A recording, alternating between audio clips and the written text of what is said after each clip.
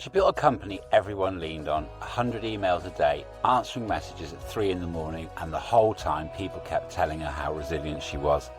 Then her body started switching off. First her little finger went numb, then her arm, then half her face. She didn't need more resilience, she needed the courage to walk away. And the first day she finally stayed home, every single symptom disappeared. My guest today is Crestani, and her story asks a question I want you to sit with. What if the thing everyone praises you for is the very thing that's slowly taking you under? This one goes deep, so stay with me. Welcome, messy midlifers. Answering the call to connect today is Crestani, author, Brains magazine contributor, former speech therapist, and inner authority guide, who helps women reconnect with themselves after burnout, heartbreak, and identity loss. After navigating her own midlife plot twists, including divorce, business collapse, and major reinvention, she now speaks about self-trust, authentic living, and creating a next chapter that truly fits. She's also the author of My Virtual Obsession, a novel exploring identity, illusion, and truth in modern relationships. Catherine, welcome to Messy Midlife, and thank you for answering the call to connect today. Thank you for having me, Jody. I am really excited to see where our conversation goes, because why not? Let's see where it happens. I think Missy that's a great midlife, thing. right? Yeah, that completely. And obviously, I always like to have, so we've had a bit of a pre-interview chat just to make sure we know where we're going. And I'm genuinely really excited for today.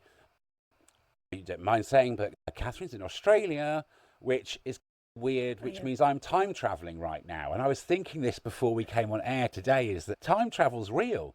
I've moved into tomorrow already today. It's mad, this world of how we connect. So that was my crazy thought as I walked into the studio. So as always on the Messy Midlife, Catherine, let's start in your messy middle. When did you first experience that messy middle moment, and how did it feel? I think I had three messy middle moments, if I'm honest, because I had to have different parts of my life break down, if I'm going to be really honest. So the first of my catalyst, yeah. I was going to say, do you know what? You're not on your own. The more and more I do this podcast, the more and more I ask that question, and people go, okay, there were several. Okay, because it starts with one, and it really is eerie, that like those areas of your life. So that's great. Unpack the various different messy middle moments in the different areas. I feel the start of really coming back to myself was learning how to choose myself in my marriage, my first marriage. And I say my first marriage, I have married again. But it was a friend was driving me home one evening after we did a catch-up dinner thing, and he was showing me music. And I used to make mixtapes and CDs and download off Napster. I'm starting to show my age now, but I used to create music for all my friends. And then somewhere along the line, I thought I had this idea that if I just liked what my husband liked, then it would keep us closer. We'd have similarities and things like that. So I actually gave up all my music that I loved doing and listening to.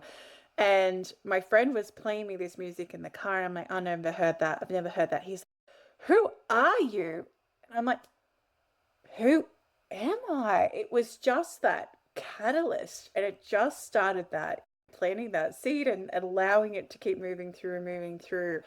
And once I finally stepped out of my marriage, I was so deliriously happy, to the point that people kept asking me if I'd lost weight. And I just joked and said 80 kilos because that's what my ex used to weigh. And they're like, what? I said, now I'm getting divorced. And they're like, I'm so sorry. I said, I'm not. I'm truly not. And it wasn't anything that my ex did. But it was truly a relationship where we didn't grow together. We grew apart. And we got married quite young. I don't recommend that, but so be it. If you're lucky to find someone young, well done. And grow together. But then once that was okay, my personal life, eventually I met my husband, like accidentally. And then the light shone on my business. So I was in this 7-figure business partnership, and we built this business. I bought in, but we built it and expanded it to a whole new level. And it was full on. Like I was every morning I'd wake up to 100 emails, and they weren't spam. I promise you they weren't spam. I had to address them. And this was where it got to a point, and I was pregnant with my son. And I'm like, I can't keep doing all of this. This is meant to be a partnership. This isn't a partnership. I feel it's very one-sided. Like all the crises get put to me. I always look like the bad guy. I keep doing this. And then we had this big fight over a staff member, and the staff member ended up resigning because I gave her a warning. And my ex-business partner lost it. And I went, you know what? I don't want to put up with this. I don't want to deal with this crazy with a child as well. So then I call that my nasty divorce because it was quite nasty. So then in the background, I'd been building up my own company. I had my own business. I built it up to a 6-figure company, but I made it around me, Jody. And everyone had to come to me for everything. So if I went on holiday, I didn't get to turn off my phone because I was the one that came to in a crisis. And I can't count how many times I would go away and the power would get cut off. That was one of them. Another time I went away to go camping, and all of a sudden all the stationery needed to be ordered because there was no paper for the printer. Just these little things that I think, really, like, how did I create this culture? But you can only burn so long on that. And I say I worked 24/7 because I'd wake up in the middle of the night and I'd have so much insomnia.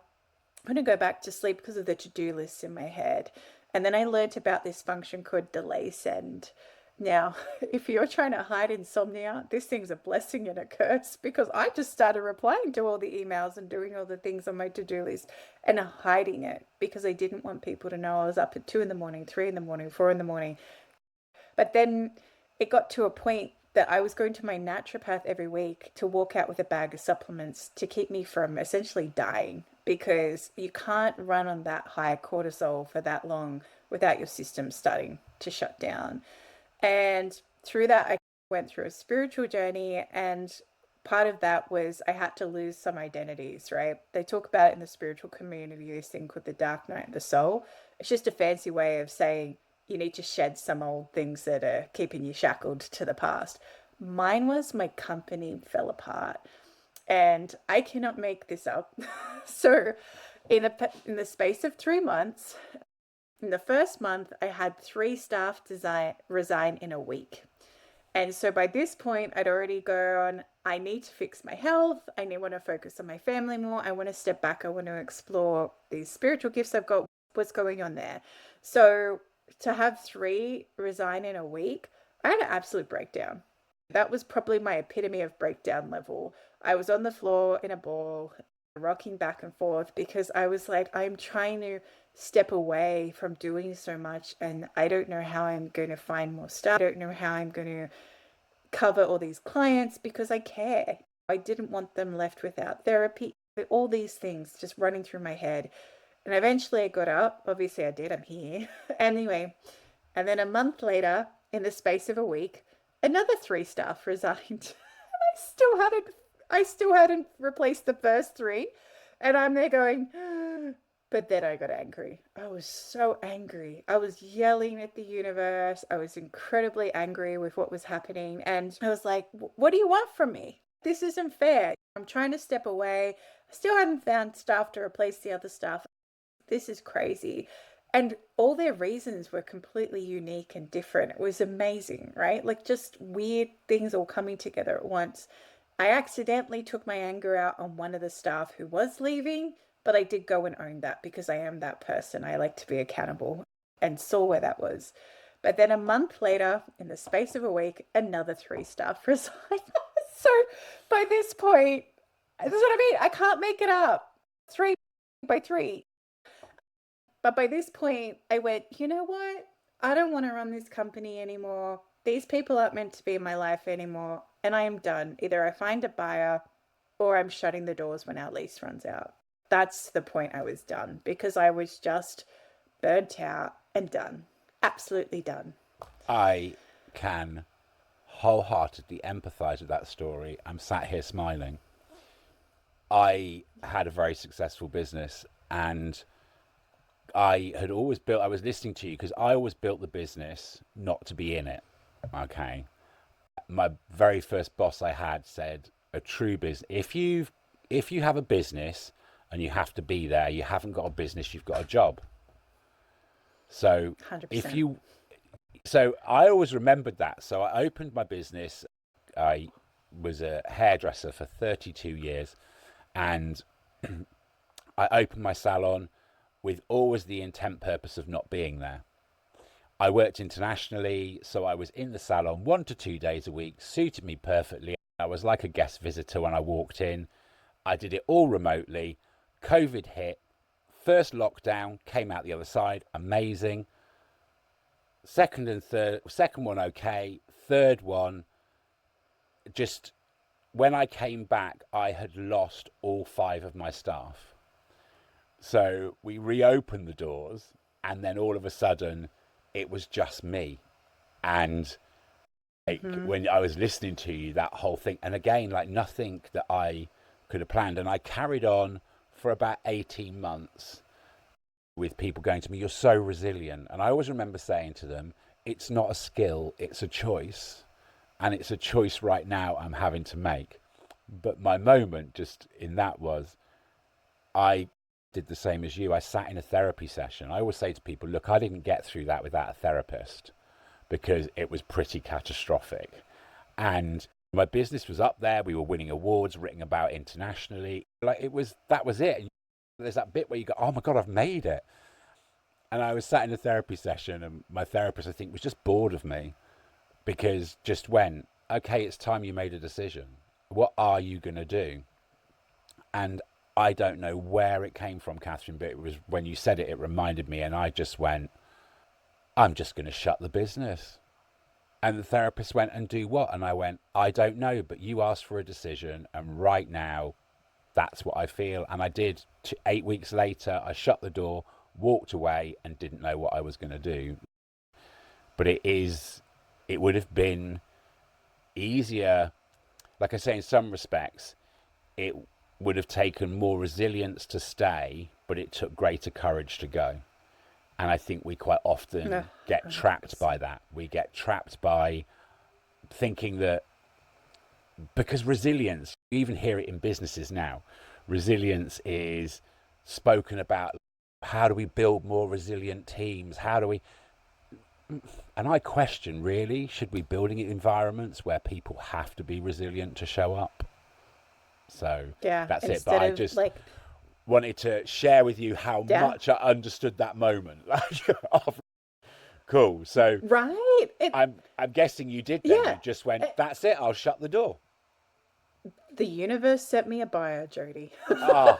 So, and I was incredibly grateful for that. But then I get paid out for my business, and subconsciously, I didn't believe I was worth it, because I had been programmed that I had to work hard for my money. So it pushed it all away. And all of a sudden, I'm living paycheck to paycheck, because I had to stay working in the business as part of the contract to just ensure smooth handover. But at the same time, I had to watch my business, my legacy, if you will, fall apart to nothing, because the staff problems were still there. All those issues were still there. And slowly, all the clients that I built up from scratch, over 300 kids and that sort of thing, they all went, like nearly all of them. And it got to a point too where I came home one day to my husband, and we built this beautiful home. We're still here at the moment, but we built this beautiful house in the Australian bushland. It was going to be our forever home. And I came home one day and I looked at my husband. He's like, what's wrong? I said, I want to sell the house and leave. I want to travel. I want to live near the beach. We live like 90 minutes from the beach. I'm like, I don't want this anymore. And God bless him, he went and pulled out the computer and started looking up the cost of RVs and motorhomes so he could figure out if we could do it. And I was just like, okay, I thought this would go a completely different way. But because we built our house custom to suit out, like staying here a long time, it doesn't appeal to everybody. But then what happened was I was staying in my job to keep paying the mortgage. And I went to resign one day to my boss, but more a heads up saying, hey, when our house sells, I'll resign. But my intuition, like my inner authority, went, let's put the date as the end of April. So this was over a year ago. And I went, I can't do that. I can't do that. And then when you do that and you don't listen to yourself, sure enough, I put conditions on it. When the house sells, then I'll quit my job. So I was taking a scapegoat route, and the universe doesn't let you do that. So what ended up happening was I was forcing myself to stay, even though I wasn't happy. It wasn't that I didn't love working with children. I didn't love what I was doing working with children because I was restricted by a code of ethics. I was restricted by an expected practice. I couldn't do what I really wanted to do. And anyway, so I started to go numb. I literally started to go numb. So I lost feeling in my left pinky. It went up through my arm. It got to the point I couldn't feel half my face. And I was scared. I was truly scared. Every day I woke up and I just kept hearing my intuition saying, you're heading for an autoimmune, you're heading for an autoimmune. And I knew my nervous system was still fried from all the cortisol, everything else. And I tried to say to my husband, I need to quit my job. He's like, where are we going to get money from? I said, I don't know, but I need to quit. I said, I can't keep working. Like, I'm really concerned. And he was hearing it, but not really hearing it. And this one day I was working with my coach at the time, and he's like, okay, if your heart has something to tell you right now, what is it? And it was, Jody, this non-negotiable quit came up. It was like, you need to quit. And I knew that was it. That was my last warning. If I didn't quit, I was tipping the scales. I don't even know how much more feeling I would have lost. And so I did. The month of May last year, in our household, because it was like, where's the money going to come from? What are we going to do? The house hasn't sold yet. X, Y, Z. And I was like, I don't care. I can't keep working. And the first day I got to be at home because I was the breadwinner. I didn't get to watch my son in the early years. My husband was the stay-at-home dad, and we were changing roles for the first time in 8 years. So granted, it was a shock to his system as well. But I was like, I can't do it. I need to stay home now. You need to go. I'm going to do my other things, but you need to go. And the first day I was home, all the numbness disappeared. Every single symptom went. So I'm just like, okay, thank you. And it was just this parallel of just reflecting how much our body does hold things and how much if we keep ignoring what the deep calling going on, it will come out in your body, or it will come out in a dis-ease, or it will come out some way. And I guess this is where a lot of the time we go through these messy midlives, because our health starts to catch up with us, or our body stops trying to hide what we've been lying to ourselves about the whole time. I think that's such a valid point, and I was listening to you there that, and again, working with people in midlife, hosting the show and having these discussions, I really do hear so frequently of this physical manifestation in the end, is that when people constantly keep pushing and refuse to answer that call. And I think it's so important for listeners to hear that, because what you just touch on there as well is, in midlife, we do start to become aware that our bodies are getting older.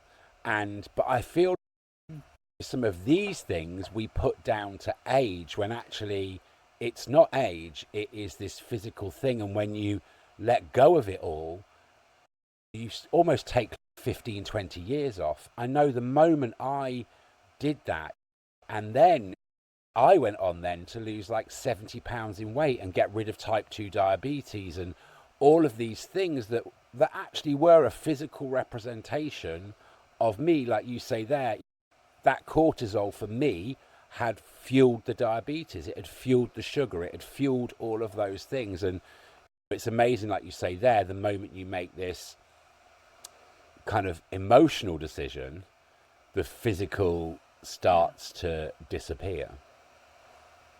And you say there as well, which I wanted to pick up on, like you said this, like your spirit, like a spiritual awakening or a spiritual connection. And I know sometimes people may struggle with that. I think we still live in a world where the moment you say that, people assign that to religion or to the mystic. How would you unpack that for listeners that maybe say, I'm not spiritual, that awakening?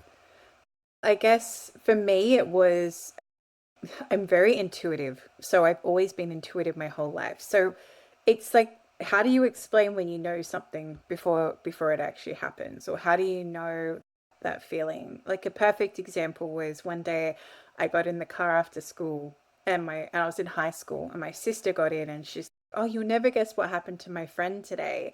And out of my mouth I just said, oh, she fell off her horse and broke her arm. And she goes, oh, did you see her? And my mum and my sister were just staring at me, and I'm like, no. She goes, that's exactly what happened. And I was like, huh. So I could sit there and play my logic and go, oh, I know she rides horses, did it, but how did I know exactly what happened to the point that she broke her arm? And so that kind of set like this little thing. And even running my business, I always trusted my gut. And it was probably the same for you, Jody, right? You made these gut instincts, so you made these gut choices. And people keep telling you, oh, you can't make decisions from your gut. And I'm like, why not? It hasn't gotten me anywhere. And then when I started more like tapping into this spiritual kind of side of things, and I'll explain that a little bit more in a minute, but then I stumbled across something called the HeartMath Institute, and they do all this amazing research. And what they showed was so fascinating was that our heart and our gut have way more decision making receptors than our brain. Way more. In fact, our heart has the most. So we've been conditioned to think with our head, check in with our gut, and then listen to our heart. It's actually backwards. We should check in with our heart, listen to our gut, check it's safe, and then listen with our head. But what happened was when I started this spiritual journey, is I always believed there was something bigger, right? So I don't believe in religion. I feel, and that's not to say I'm against religion. I just feel religion's very constrained, and I resonate with things across multiple religions. When I work with spirit teams or things like that, I don't care who comes forward. It's whoever's for the highest and greatest good. That's the intention that I set, right? As I was unpacking this, I had these gifts start to come online. Like I could suddenly hear things. And I'm not talking crazy hear things, right? So I could hear like messages from my grandparents who had passed away, and I had to pass them on to my family. And my cousin who had passed away, I had to pass it on to my auntie. And then all of a sudden I could see things that weren't there. It looks like a projector for me. And then people would ask me questions and I would just know the answer, even though I never knew it before. So I had a friend talking to me, and her husband was going through gene therapy at the time, and she was trying to explain it to me, and I just got this download and it was like that. And I said, oh, it's this and this. And she's like, how do you know that? I said, I don't know, I just got a download. I just knew it. So often we all have these gifts. We all are born with these gifts. We just forget how to use them. And we become so disconnected from ourselves. And that's where that break is. Yeah. Yeah, I think I love that. And I think there are levels. And I always say to clients, the first step, if you want to make spirituality, and people say, yeah, I'm not really religious. And I say, yeah, but really what we're talking about is a belief structure. And so I Yes. always say to people, so what I'm asking you to do is to have a belief structure in you. So come back to you and start your belief structure there. And it's about hope, 100%. which is about the ability to believe in something bigger and better that you don't have evidence for yet. And it's about faith in the fact that can be real. And then we go on to the next level where I say, we are all just this mass of energy. We are a mass of Yes. energy, of cells, and we are surrounded by energy. And essentially, it's that ability to I say to people, like, you walk in a room and you'll say, oh, it feels odd in here. I don't like the energy in this room. So that's just spirituality. Take the religion away from it, and it's in that ability Yes. to then just go, you know what? I don't feel comfortable. I can't tell you why I don't feel comfortable right now, but I just don't feel comfortable. And understand that there are a billion cells in your body that are currently bouncing, going, oh, that doesn't feel okay. Then just have And faith and hope that your body's cells are going, maybe it's right. Okay, if you're not going to listen to us, Catherine, we're going to make your arm go numb, and then you'll have no choice but to listen. 100%. Yeah. So I think 100%. And that's And even, yeah, and there's the science to back it up now too, which is really cool, Joe. It's actually really cool explaining this to people. When you talk about energy, it's called a biofield. Just go research it. Or you can see now there's something called spect I think it's chromatography or something like that, where people can take a spectrography, that's it, where Yeah. people can have photos taken of them and you can see your energy body around you, and we all have different energies, so we have different colors. And then we talk about grounding, which is also called earthing, and that is actually because we are electromagnetic beings. When we stand on the earth, we naturally polarize to the top of earth. So this is where there's this crossover now. And I love that you bring up that spirituality is not religion. I believe it's, first of all, believing that you are connected to be something bigger than yourself, exactly like you said, because it's not about here's what you have to do. And I really don't resonate with gurus because when they tell you have to do something a certain way, or you need to meditate every day, or you need to do this every day, no, you don't have to do any of that. You just trust what you feel, what feels right for you. Try it on. If you like to meditate every day, please do. If you don't, find something else that helps you find that peace, whatever it might be. This is where that crossover happens. And a lot of people come into it in their midlife because they realize that their soul or their heart is calling for something bigger than themselves in the first place. They want to change something. They just have this feeling of emptiness and they don't know what it is. So they go searching. I think, and it's so true. There's a kind of here in the UK and where I live, a couple of coaching friends, and I kind of have some coaching friends who are executive coaches, leadership coaches, and which as a coaching method, very valid, but incredibly structured, about a driven thick. They're very meticulous executive leadership coaches, and they always joke and call me, yeah, but you're just a bit crystals and yoga, Jody. Okay, in all fairness, I am a bit crystals and yoga, but one of the other friends said, yeah, but you're crystals and yoga with science. And I went, exactly that. I said, because I am totally all those things, but we do now have the science to back it up. We have the science to understand why this has worked and worked for millennia.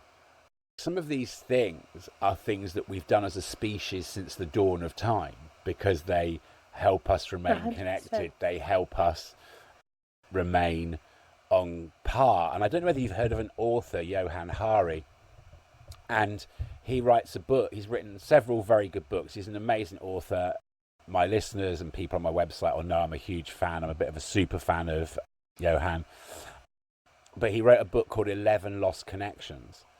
And it was this journey that he went on to discover why we were living in a mental health crisis with anxiety and depression. And he discovered there were these 11 connections in modern life that we've lost. And one of them is nature. One of them is to be outside. And Yes. when you were saying that about grounding, in my previous career, I used to present on stage in front of huge audiences, hundreds of people. And I was supposedly an expert and very good at what I did, which I had a lot of imposter syndrome and self-doubt. One of the things that I used to do before I went on stage was I'd just go outside, and everybody knew you won't find me 15 minutes before because I'll be barefoot somewhere pushing my feet as hard as I could into the earth for that sense of bringing me down almost.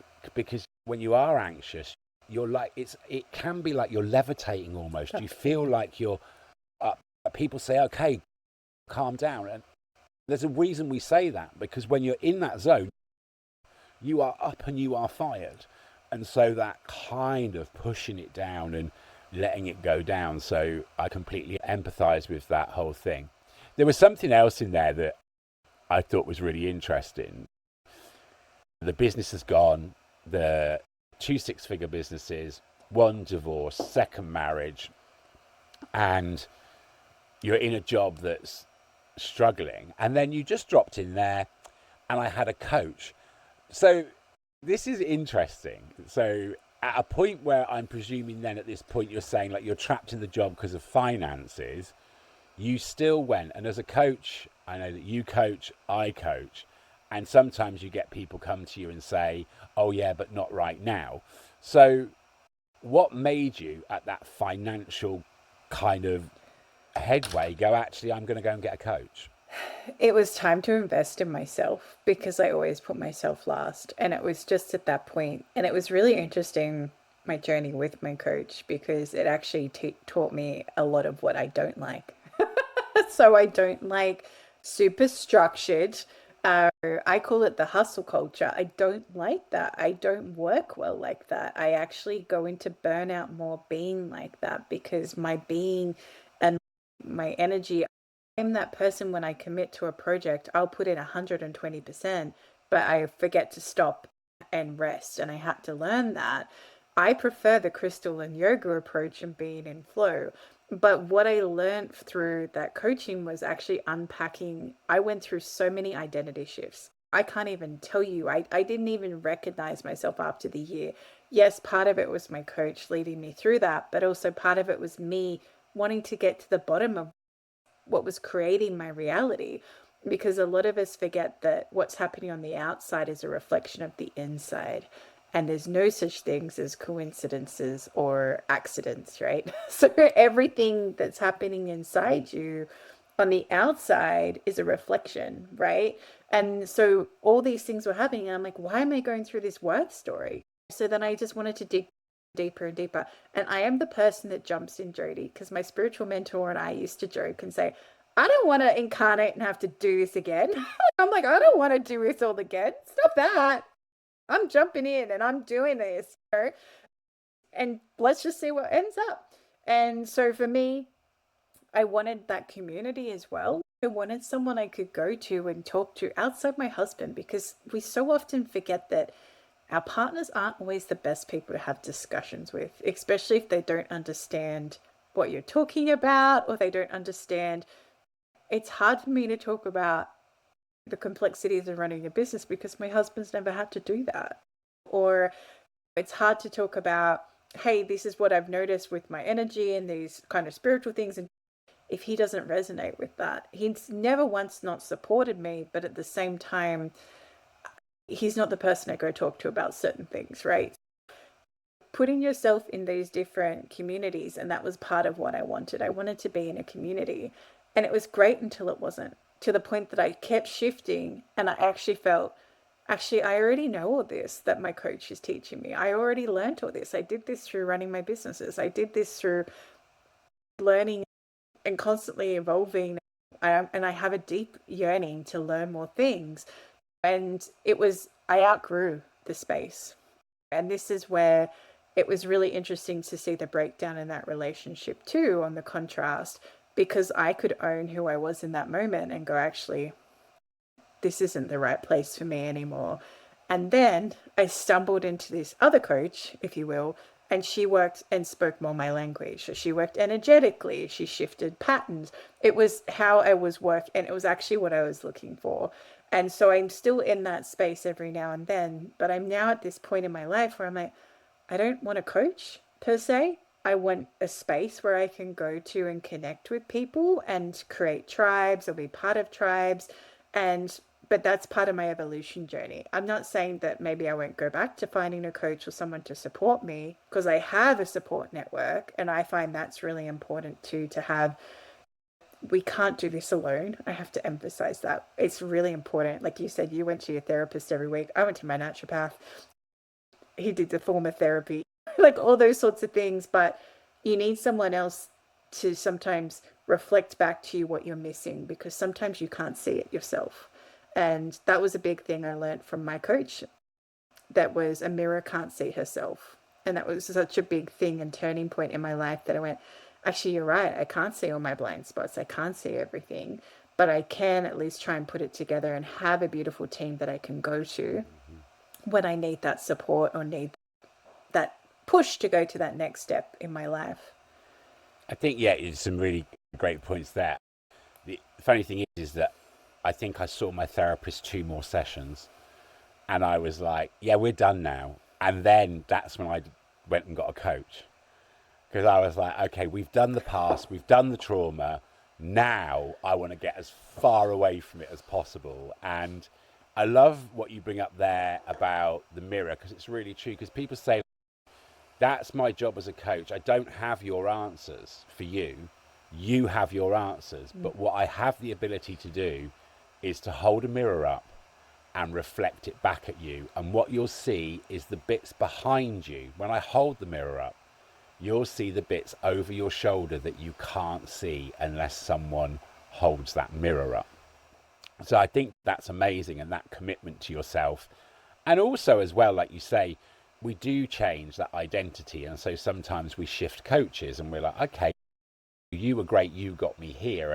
And I think that's another beautiful thing about coaching versus therapy and counseling is, as a successful coach, I want my clients to leave me. People think it's weird. I don't want you to come back. I want you to do the bit of the journey with me and then fly, go. Like that. That's my job. And maybe you'll come back later at some point, or maybe you'll find that other coach that takes you on the next part of your journey. So I think that's really powerful. I was just going over my notes and thinking we've unpacked a huge amount. So, I mean, your triple messy middle, if you like. So first the business, then the marriage, then the career shift again, and coming to this point. Is there anything, and I think particularly in that, the key bits that jump out for me is there's an awful lot of bravery and courage in your decisions to not look at the external, but to eventually, the part answering the call to connect, but not answering it fully, so being delivered it back again, and then finally going, okay, that physical representation of that messy middle. And I think what shines out there, 6-figure, 7-figure businesses, to say goodbye to all of that, because I always say with me, and I don't know if it's the same for you, is I couldn't possibly put a price on my happiness.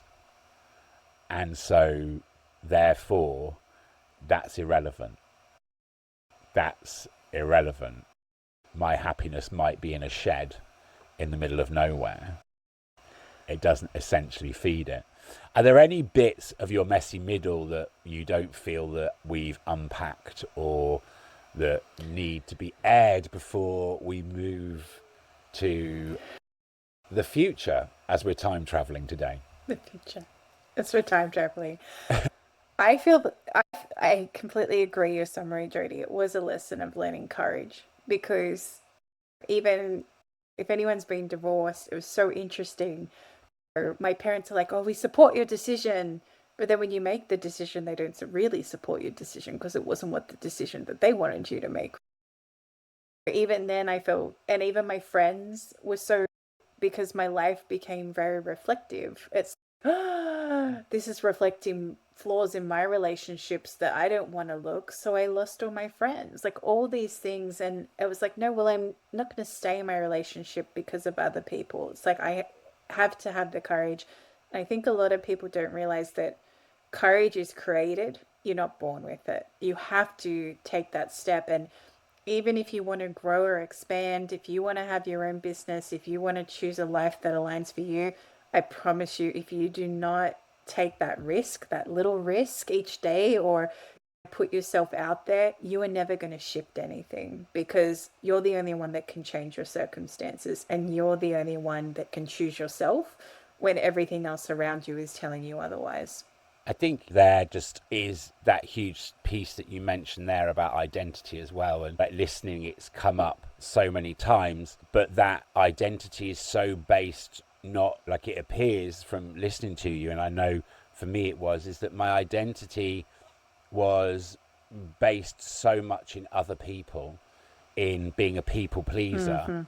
I had, like when you said there about people tell you that, but actually they don't want you to do that, because then you don't match who they like you to be, rather than liking you to be you.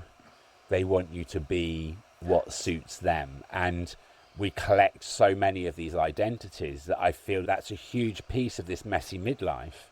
And then quite often what happens there is people find these monumental shifts, and it is a grieving process because like career changes, 100%. divorce, marriage, kids leave home, and all of these constructs of ourselves are outside of us. And then all of a sudden there's a grieving process. You're not just sad that your kids have gone off to university, you're sad because your identity as a parent has actually left the room, and there is a void in front of you, and there's a grieving process that goes with it. 100%. And so many clients I work with now, stepping into the future, but so many clients I work with now, that is a big thing we have to unpack, is mourning the dream that didn't happen, or mourning the dream of, especially if you're choosing to leave a relationship or choosing to leave a career or whatever that looks like. You actually have to give space to mourn the dream that didn't happen. So for me, I had to mourn the house that we built that we were going to live in forever. We're not going to live in here forever anymore. Our dreams changed. I had to mourn and let that go. I had to mourn watching my business crumble, the one that I thought would stay around. Like, I had to mourn and grieve. And a lot of the time too, we get trapped in this false reality of what we think our life should look like, right? I always say, on your wedding day, you don't imagine divorcing your partner in 5 years' time, right? You don't sit there saying, I do, and I'm going to divorce you in 5 years from today, or however that looks, right? Yeah. You don't imagine the end, you imagine the forever. That's it. And this is where we sometimes get stuck in our own way, and we create these false realities. And a lot of my clients, that's what they come in with. And I just sit to them and be that mirror. I'm like, hey, what's actually really going on in your relationship? Oh, this and this. And how long have you been hoping that it will change to this dream that you had? Or 20 years. Do you think it's going to change? No. Do you feel it's going to change? No. Then why do you expect it to change? And sometimes it's just anchoring back into that reality moment that can be really hard. But at the same time, it allows us to step forward and step out of that perpetual loop that we've got stuck in, because we think we have to have our life look a certain way because that was the dream that we had. And that was the dream. Our dreams are allowed to change, and it's okay to change your mind. If you're doing it all the time, maybe you're escaping something, but that's a whole other topic. But you are allowed to change and evolve, because we're human beings. That's what we're designed to do, is to keep growing and evolving and allowing us to expand. I feel like we're itching to get to the future, and I think that's a beautiful point there before we go on to talk about you evolving, I suppose. So we'll take a quick pause, a few seconds, catch our breath after unpacking that triple messy middle, and we'll see you after this short break. Before we keep going, I want to invite you into something a little more personal. If Messy Midlife is speaking to you, you don't have to walk through this season alone. You can join the Authentic Life community, a space to connect with me, connect with others, and explore the 9 principles of authentic living. It's a place for honest conversation, gentle support, and real connection without judgment. If that sounds like what you need, come and join us at authenticcoaching.me and look for the Authentic Life community. Okay, let's get back to today's episode. Welcome back to the second half with Catherine, and we unpacked all of your messy middle there, and now I want us to move into, you've obviously answered that call to connect, that moment where you were like, okay, I can't ignore this anymore, and we touched on some spirituality, and right there before we took the break, you just said something that I thought was amazing about we're evolving and changing, and about destinations of goals. So answering that call to connect, where is Catherine now, and how did that change how life looks? It was funny. I mention my naturopath a lot, but he was a weekly presence in my life for a while. But he did something called neuro-emotional technique, where you start to unpack the emotions under things. But he said to me one day, he goes, if you could be anything you wanted, it's probably 5 or 6 years ago, what would it be? And unfiltered out of my mouth, I said, I want to be a writer. Now, I had no idea what that would look like, Jody. I just knew that's what came out. That's just what fell out of my mouth. And then that planted a seed. And I know you love planting seeds, but it planted this seed. And I was like, what is this going to look like in my life? How can I start writing? What does that look like? So I started a Substack. So I was like, okay, I'm gonna do some writing on my Substack and share some of the knowledge I've collected and that sort of thing. But then I had a dream. It sounds funny, but I had a very vivid dream, and it was my whole novel that I've written now in a dream.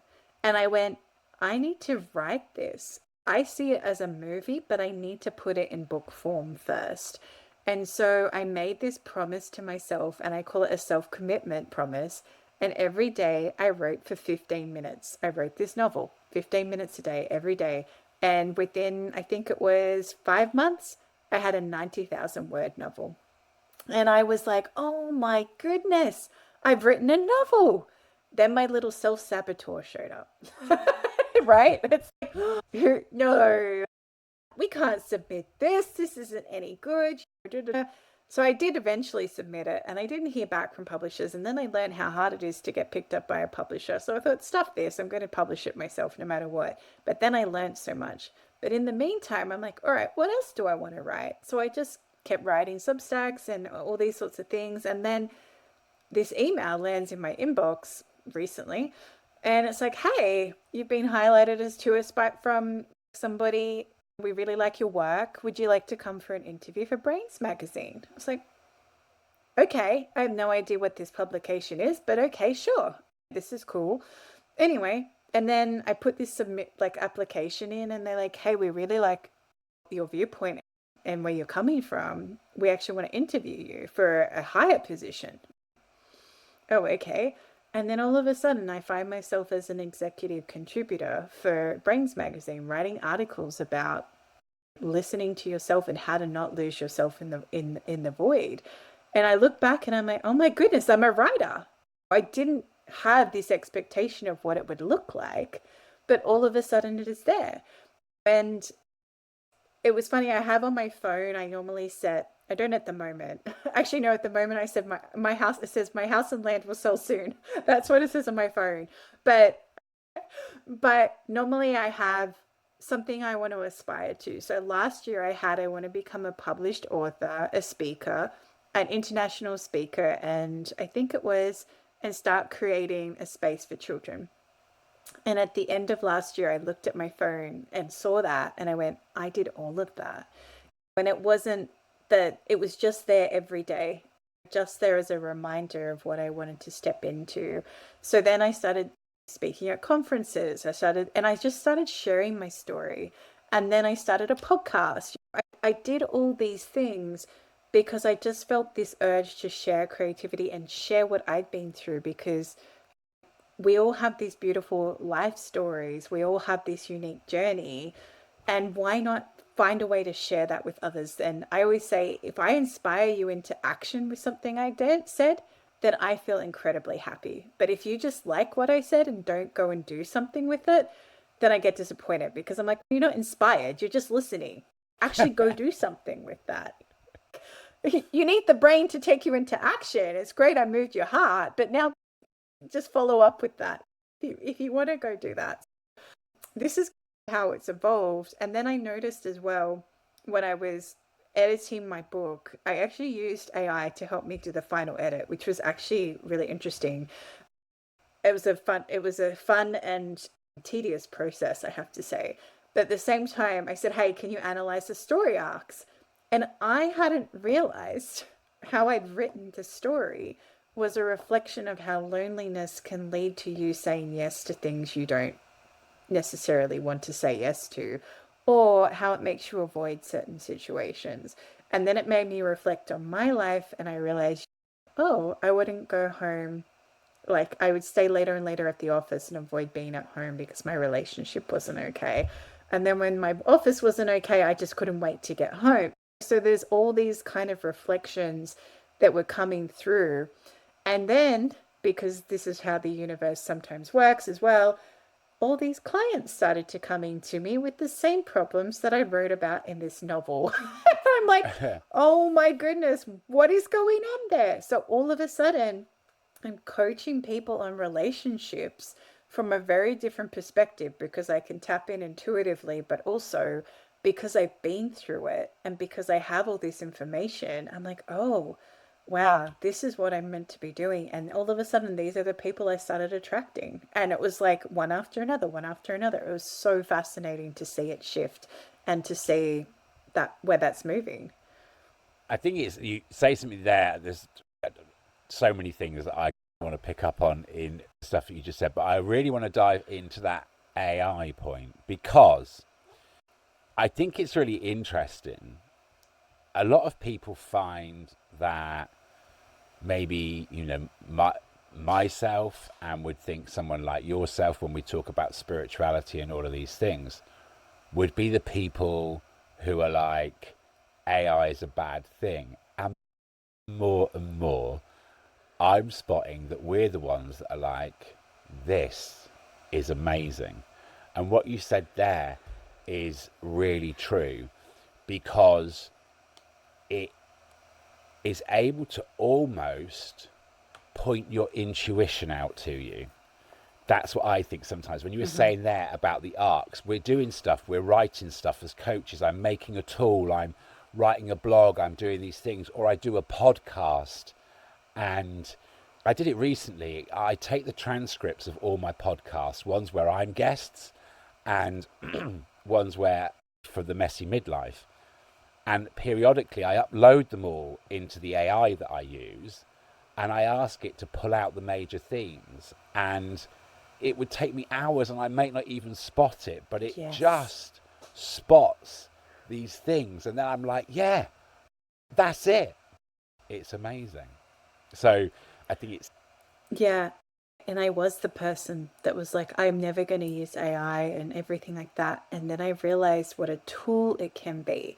And I guess this is what I've been teaching people as well. And I've even written an article that I just submitted actually to Brains, where how to not lose your voice to AI. Because when you start becoming dependent on it to make your decisions, that is the danger, right?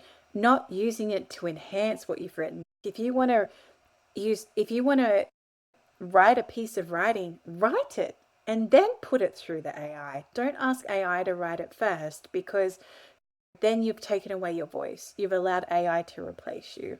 My favorite example I heard was you want to leave the house and your gut's telling you, I need to grab the umbrella today. But then you go, oh, I'm just going to check the weather app. Oh no, it's meant to be sunny all day. I'm just going to leave the umbrella at home. And sure enough, within 2 hours, it starts raining. You've just discounted yourself and your intuition over what a technology has told you. And this is the same with AI. If you take everything at face value and you don't challenge it, I fight with my AI all the time. I will tell you right now, Chat and I have there's days and I'm like, you are done. I had someone I was talking to, actually a co-host on a show I'm creating. And he said, you have to treat, you're loving this, aren't you? I am. Yeah, I have fights with it all the time. But then he said, you have to treat AI like your lazy employee. And I went, oh, you do. You have to stay on top of it. You have to make sure it's doing what you ask. And I've had days where it spits out something. I'm like, what is this? I actually say that. What is this? No, done. You're done for the day. I don't want to talk to you. That's what I say. I'm laughing because I'm exactly the same. And I say to people, you have to argue back at it. And, and I will also, when I ask it a question, I will ask it the opposite of my question, because it gets used to it and it goes, oh, he likes this. We'll give him this. We'll agree with him. It's dangerous for that thing. So I always ask counterbalancing questions. But when it gets stuff wrong, I go nuts at it. And the other day, it kept repeatedly not finishing a task for me. Oh, I know. So I actually typed in the thing, is it time you took some annual leave? Because clearly you are not on your game today. And this is now the third time I've asked you. And then it says, I'm so sorry. Your feedback's been taken on board. I'll try harder next time. And I just put, please do. Like, please do. because, and the other day it did something else, and I was like, do you know what? Forget it. I'll do it myself. This is why you're AI and I'm human. And it just goes, you're quite correct. And I Yeah. think it's very funny. And when you work by yourself, then I get a bit scared because I'll go downstairs and say to my husband, it's literally like there is someone up there. And when you said treat it like a lazy employee, and I'm like, yeah, treat it like a lazy employee. It's only Yeah. as good as you are human. And 100%. the like AI is powerful when you are really tapped into your humanity. If you behave like AI when you're using it, then you need to be scared, because what you're saying is you are better than me. And I know I'm better than AI. I just can't work as quickly. Yeah, and it's actually I have to share this story with you. So I found this post popped up on Instagram, and I always love when things drop into my field, right? Or they drop into my life somehow. And it said, I put this prompt in chat and it stopped being so nice. And I'm like, oh, I'm gonna try this. So I put it in and I went, all right, I want you to act as a marketing specialist. Here's the prompt. It was basically stop being nice, stop placating me, blah blah blah blah blah. I want to do a 30-day marketing thing on my book. What does this look like for you? And then it said all this stuff, and it said, stop being so woo. This is what it said to me. Stop being so woo. Stop with the spiritual stuff. This is a hard hitting book. We need to come from a hard hitting angle. You have been scared and you need to step out of it. And I'm like, oh, so true. It was what it was. Yeah, point of caution, be careful what you ask it sometimes, because it will tell you exactly what it thinks. It's a reflection. We've touched on it It's a there, and I reflection. really do want to unpack certainly the title of your book and what it's about, because I have to confess, I haven't read it, I haven't had time, but I am going to read it at some point, and it's going to go on my stack because Amazing. I just love it by the title. So the book's called My Virtual Obsession. Yes. Tell us and a bit more about it. So I'll give you some ideas because we've got the dark twistiness, right? So basically we have Clive, who's our main character, and he is incredibly lonely. He's like a self-made billionaire we want to say he's a conscious billionaire kind of thing, but he's just over all the fakeness. He's over all of that. So he's just decided, I'm giving up on everything. And then his best friend decided he knows better and bought him a virtual dating device, essentially. So a VR system for dating. And when he logged in, he thought it was all fake. And then weird things start to happen in his life. Like technology starts going haywire, and he realized how connected he was to the world with technology, to the point that everything started to fall apart. So his life, his like money started to go missing, his business starts to fall apart. And then we meet Anna, the book nerd, and this actually goes in. I'm just checking. I'm like, can I flip it? Yeah. So the first part of the book, we have Clive, and Clive's questioning if is it real? Is it AI? I don't know what it is. Like he has to hire a security team, like all these things. His life gets hacked and turned upside down. And then walks in Anna, and Anna is pretty much a sociopath, but you get to learn why she's that way. And you get to see how loneliness can turn into obsession, and how digital intimacy can suddenly feel real to people. And it's such a reflection of what's going on. I have clients and they're like, hey, I don't know why she didn't open my Snapchat. I'm like, why does it matter? Why does it matter if they reply to your DM or not your DM? I never understand that, because I'm like, when you're so sure of yourself. But this was the reflection, right? This is where we create this reality based on a digital imprint that we get, or this kind of digital connection we think we have. And then it edges out into our life to the point that we think it's real, even when it's not. So there's a lot more plot twists in there and everything like that. But it's really looking at how loneliness can lead us to making decisions that we wouldn't actually normally make, but also when we ignore the red flags that come into our life and just keep pushing them to the side, pushing to them side, instead of going, hey, actually something's not right here and I'm going to trust my gut on this one. It's a really it's a really fun dark romance. But at the same time, Like the everyone best who I've had who is romances. the best romances, right? With the craziness. But the beautiful thing is that it actually invites you to think deeper about your life and reflect on things at the same time. And I created a virtual book club that's attached with it that has questions that can take you deeper if you choose to. And there's also bonus chapters and all those fun things as they flow out of me. But the amazing thing is that everyone who read it says the same thing. They're like, it just made me reflect on my life and made me actually reprioritize how I actually want to show up and what's important to me. And I was like, wow, that's beyond what I thought would happen with it. Great. Thank you for that feedback. I think it's almost there.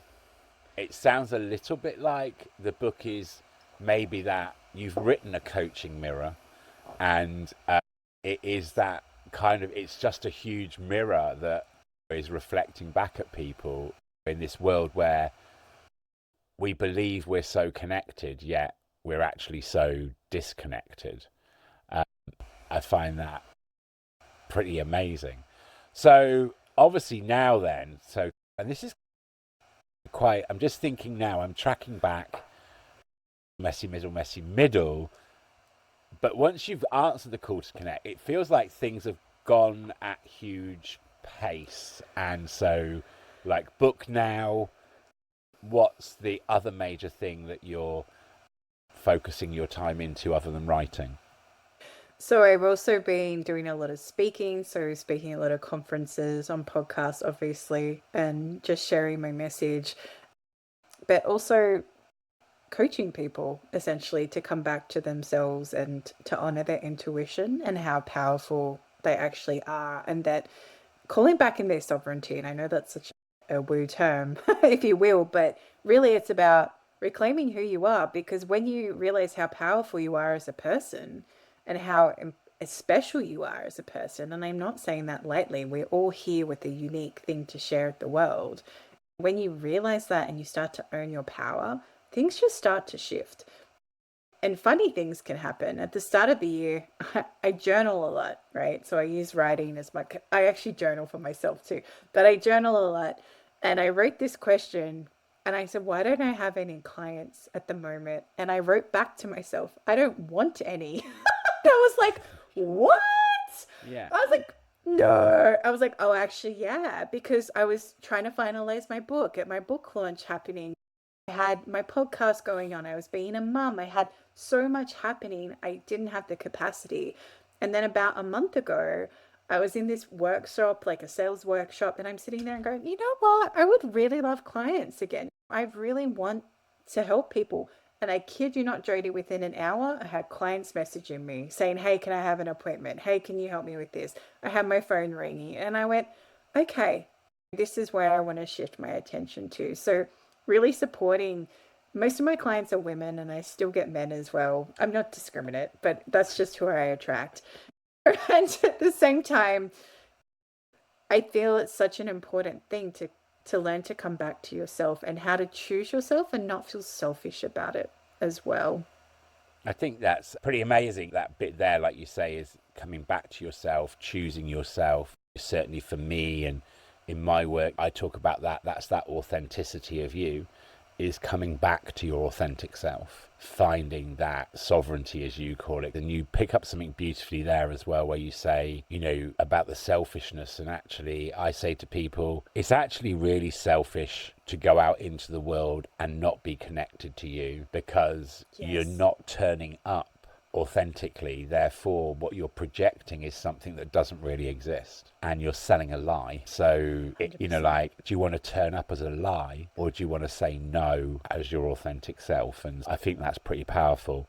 We are so rapidly running out of time, and I feel like we could have just talked for hours, which is what always happens when I get on here. You have brought up so many interesting bits, certainly your triple messy middle, and that courage that it took for you to step into courage and away from resilience, to do all of those things, to shed off all those identities, to come back to who you were. And talking to you now, I can clearly see that this is this rooted person, and that you stand strong in that identity, and it gives you faith in what the hopes that you create, that you drive forward. You've clearly demonstrated that, I always say as well, the first thing is you've got to see it, then you've got to believe it. So the see it is the hope, the believe it is the faith, and it's like an internal sat nav. I think you've really beautifully demonstrated that today. Is if you don't put a destination in, then any road will take you there, and people will happily take you on their roads and pull you away from yours. Is there anything as we begin to wrap up now that you want to share that I haven't touched on, that we haven't been able to share in the discussion? So actually, this thing's echoing in my head. So I had this client the other week,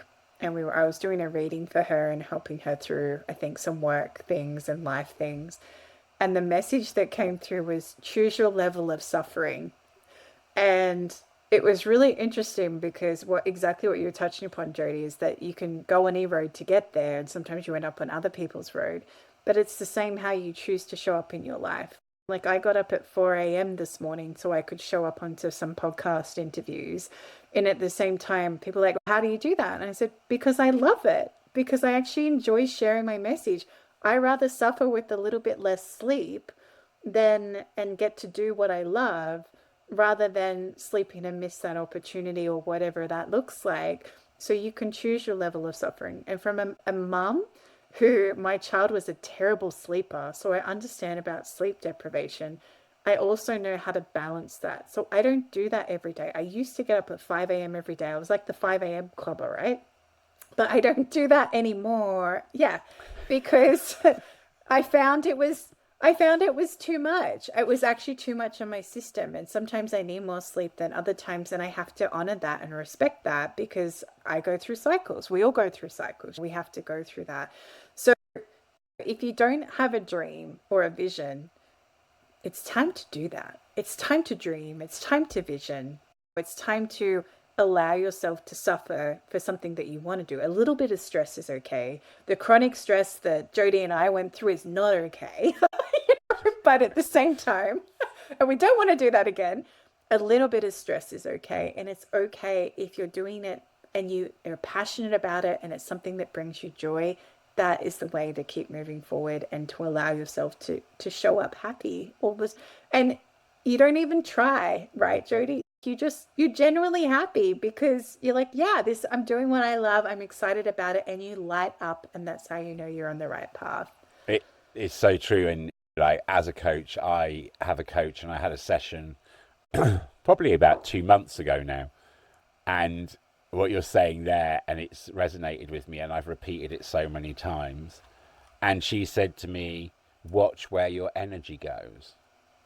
And in a situation, ask yourself, is this draining me or is it energizing me? And I was thinking about it then and I've been really conscious recently then of that, because there are things I was like saying I do and then turning up and going, oh my God. And I think that's it, is you can get up at 4 a.m.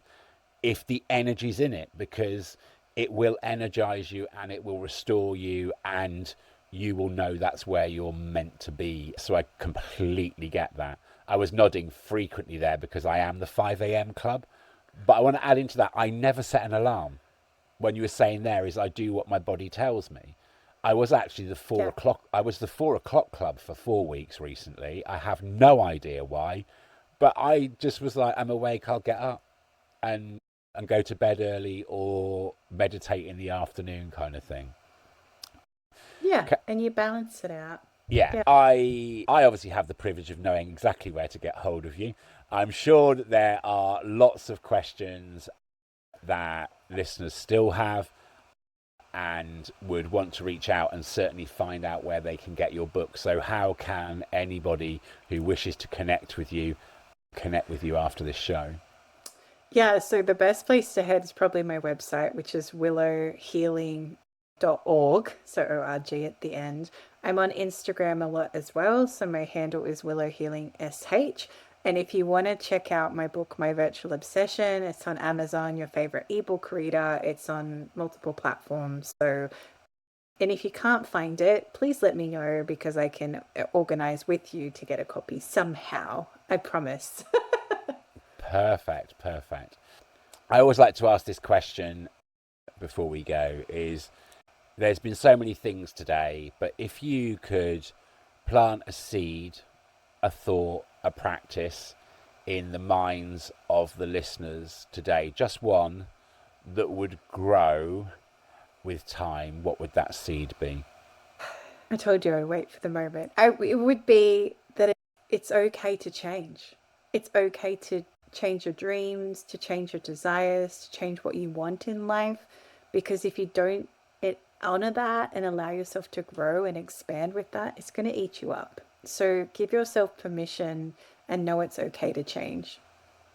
Catherine, I have this bit now where I have to sum up everything we've done, and I'm just sitting here thinking, I'm not quite sure how you sum up what I know in the edit will be an amazing episode. Firstly, from me, thank you so much for being so vulnerable, for sharing so openly. And the aim of the podcast is to let people know that it's fine to be in that messy middle and to give them hope that it does change and it does become so much better. You've touched so beautifully today on answering that call to connect, that going, and you talked about sovereignty and spirituality and that intuition and following yourself. I have truly been touched by the conversation, and I know I've found it inspiring, and you've definitely made me think. So thank you once again from me and from all of the listeners. Listeners, thank you for tuning in to Messy Midlife again. Remember, it's not a crisis. It is a calling, as we've discussed today, to connect, to be strong, and to come home to yourself. See you next time. Thank you for spending this time with me on Messy Midlife. If this episode resonated, please subscribe, leave a review, and share it with someone who might need to hear it today. You can find the show notes below and more resources at authenticcoaching.me. And just a little gentle reminder, Messy Midlife is here for information, reflection, and personal growth. It isn't a substitute for medical advice, diagnosis, treatment, therapy, or any other professional healthcare support. If you have concerns about your physical or mental health, please reach out to a qualified professional. Until next time, take good care of yourself, and remember, midlife might be messy, but it's not a crisis, it's a calling to connect.